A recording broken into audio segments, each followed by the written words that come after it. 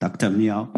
At the outset, I would like to take this opportunity to thank CCG for inviting me to attend this book launching ceremony. It was indeed a great honor, even though I'm not able to see Ambassador Kishore Mahbubani in person, but I clearly remember more than 10 years ago, the first meeting in Singapore, I was invited again. And at that time, you were the dean, I think, of Dean Kishore Mahbubani. So you always served as, I guess, for students or scholars of China as a guru, advising and leading us, I mean, by sharing your perspectives about the regional and global development. So thank you for that. And also, I think, certainly I would thank the publisher, I mean, Springer Nature, for your generosity. I know good quality books costs a lot, and I think by making it an open access available to all the students and scholars, particularly such a high quality book, it is something really big. Thank you for that. The book is very heavy and rich.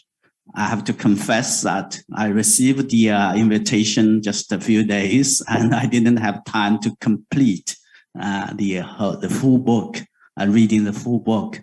But as always, I really picked up the most important ideas, and also the part that interests me the most, the China and India, particularly the India relations. So in China and India relations. So my sort of comments were largely focusing on that part.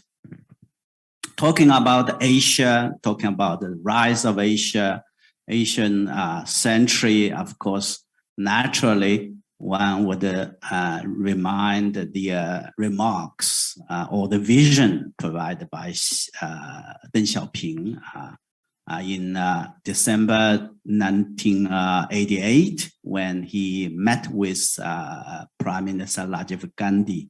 I think we all remember here, he said that without the development of China and India, there will be no talk or no Asian century. I think that vision in retrospect has not only helped the two largest countries in Asia, living in close adjacency, with a long history of civilization, to find a way to manage and stabilize the relationship in the years to come. We're talking about more than 30 years. And that vision also, for me, have encouraged or give us the sort of encouragement for China and India to focus itself from reform and opening up. For China, it started a bit earlier, late 1970s. India was on the verge of reform, of opening up. And so I thought that it is very much relevant and certainly topical today to talk about the coming or the Asian century.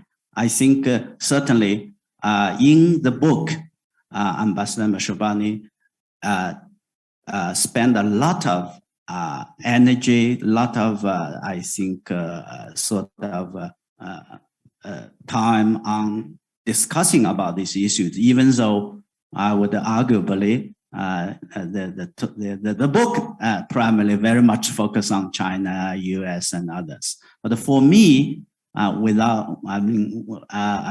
thought that the Asian century, the final sort of realization of this Asian century would not happen as Deng Xiaoping said, without the full development of China and India.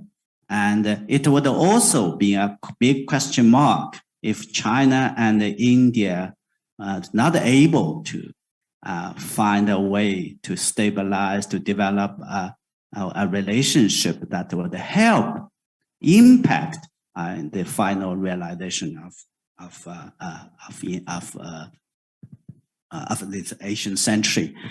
Which remind me, really now lead to my questions, I think, because in the book, Ambassador Kishore Mahbubani talked a lot about the choices I think India should or would or can make, given the sort of growing intensity of China-US competition or rivalry, and the changes, the consequent or subsequent changes for the geopolitics in the region and beyond.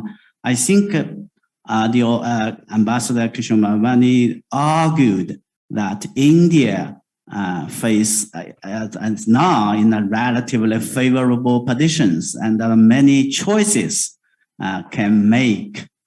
Of course, as always, it's argued every choice has costs and benefits. So I guess my question is that from what you have from your perspective, particularly in the context of what happened in the past 2 years since the boundary disputes, and